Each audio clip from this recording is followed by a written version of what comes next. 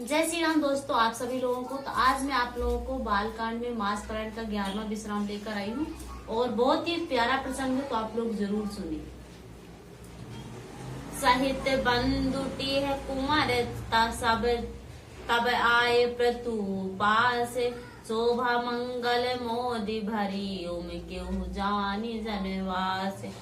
तब सब चारों कुमार बहुओं सहित पिता के पास आए। ऐसा मालूम होता था मानो शोभा मंगल और आनंद से भरकर जनवासा उमड़ रहा हो। यानी कि जैसे ही श्री रामचंद्र जी यानी राम लक्ष्मण भरत और शत्रुघ्न का विवाह हो जाता है, उसके बाद वो अपनी पत्नियों के साथ मतलब अपने पिता के पास आते हैं, तो ऐसा मालूम होता है जैसे शोभा मंगल और आनंद से भरकर जन्मास जो है, जहाँ जन्मास था वहां पे बैठे थे, वहां ऐसे हो रहा है कि जैसे आनंद से भरकर जन्मास उमड़ रहा हो। पुनि ज्यो नार भाई बहु भाती, पठे जनक बोलाए बराती। परत पावड़े बसन अनुपा, सुतह समेत गमन कियो भूता। राम सिया राम जय जय राम।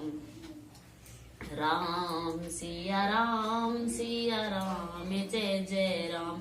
फिर बहुत प्रकार की रसोई बनी। जनक जी के बरातियों को बुला भेजा। राजा दशरथ जी ने पुत्रों सहित गमन किया। अनुभव वस्त्रों के पावड़े पड़ते जाते हैं। सदर सबके पाए पखारे, जथा जोगी पीठहि बैठारे।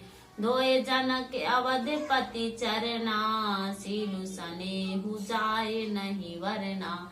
राम सिया राम जय जय राम। राम सिया राम जय जय राम। आदर के साथ सबके चरण धोए और सबको यथा योग पीठों पर बैठाया। तब जनक जी ने अवधपति यानी दशरथ जी के चरण धोए। उनका शील और स्नेह वर्णन नहीं किया जा सकता है। यानी कि वहां पर सबको आदर सहित बैठाया गया तथा उनके चरण धोए गए। और जनक जी के जो अवधपति यानी कि जो जनक जी थे, वो राजा दशरथ के चरण धोए और वहां का जो शील और स्नेह है जिसका वर्णन नहीं किया जा सकता है। बहुपति राम पद पंकज धोए, जे हर हृदय कमल महु गोए। तिनहि भाई राम सम जानी, धोए चरण जनक निज पानी। राम सिया राम जय जय राम।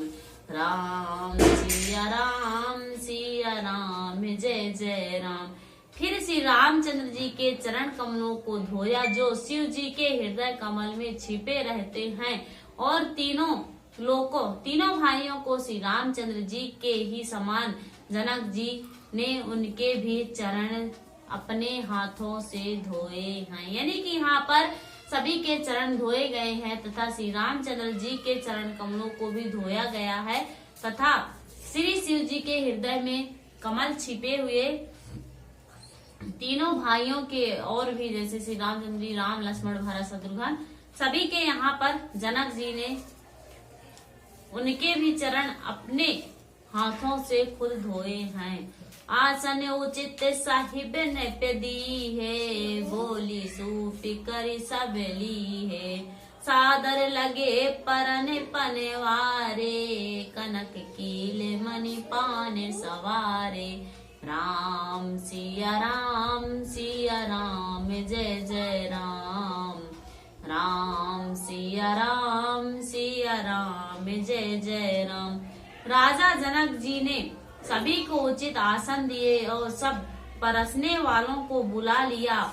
आदर के साथ पत्तले पड़ने लगी, जो मणियों के पत्तों से सोने की कील लगाकर बनाई गई थी। यानी कि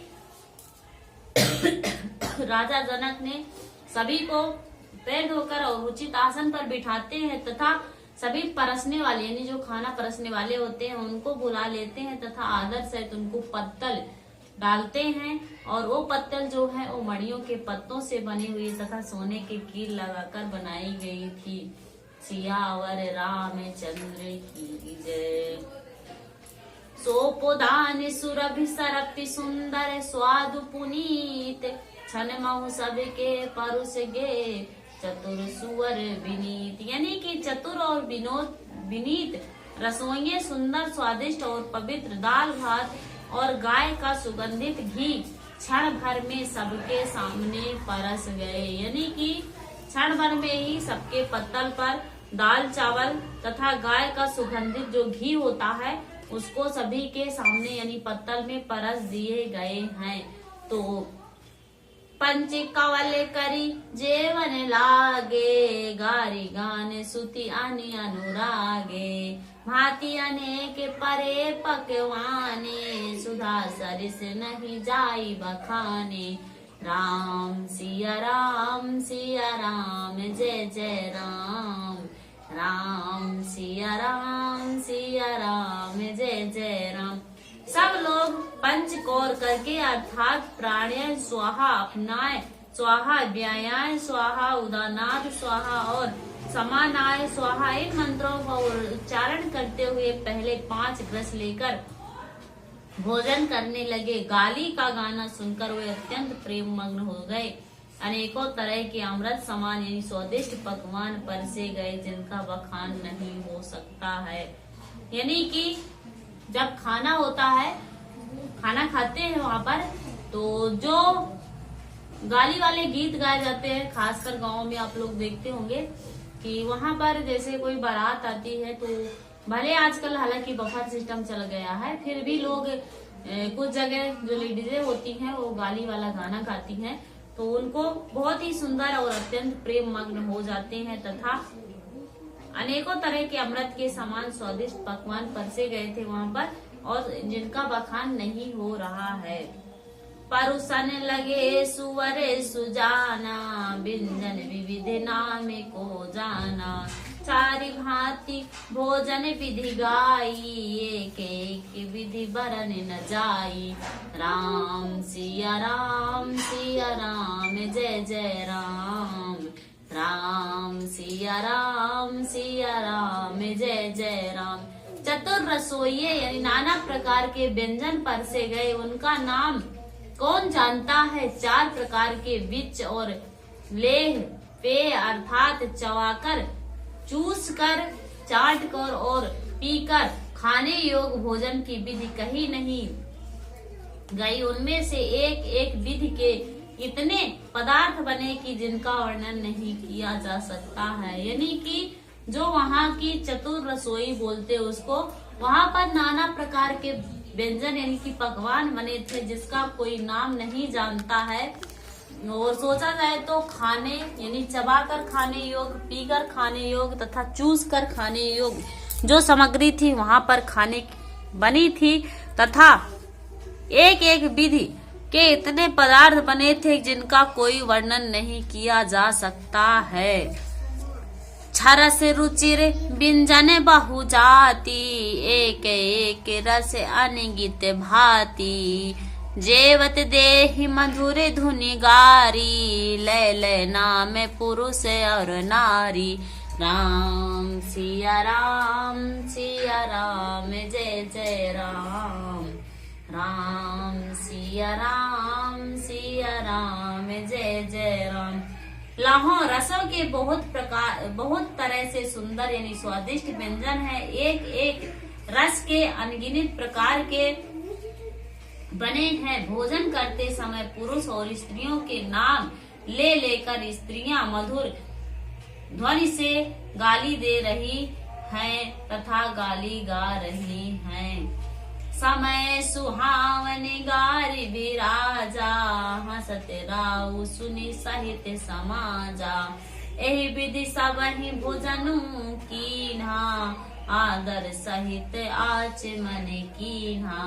राम सिया राम जय जय राम, राम सिया राम जय जय राम। समय की सुहावनी गाली शोभित हो रही है उसे सुनकर समाज सहित राजा दशरथ हंस रहे हैं। इस रीत में सभी के भोजन किया और तब सबको आदर सहित आचमन यानी हाथ मुंह धोने के लिए जल दिया गया। सियावर रामचंद्र की जय। यानी कि यहाँ पर सभी लोग भोजन कर लेते हैं, उसके बाद सभी लोग हंस हंस कर भोजन करते हैं तथा भोजन करने के बाद हाथ मुंह धोने के लिए उनको जल दिया जाता है। तो कैसा लगा आप लोगों को, आप लोग जरूर कमेंट करिएगा और यदि चैनल पर नए चैनल को जरूर सब्सक्राइब करिएगा, शेयर करिएगा, कमेंट करिएगा तथा आगे का प्रसंग सुनने के लिए यदि आप सब्सक्राइब करते हैं तभी आप लोग नेक्स्ट वीडियो देख सकते हैं तथा चैनल पर जाकर पिछली वीडियो भी जरूर देखें। इस वीडियो में इतना ही, तब तक के लिए आप सभी लोगों को जय श्री राम।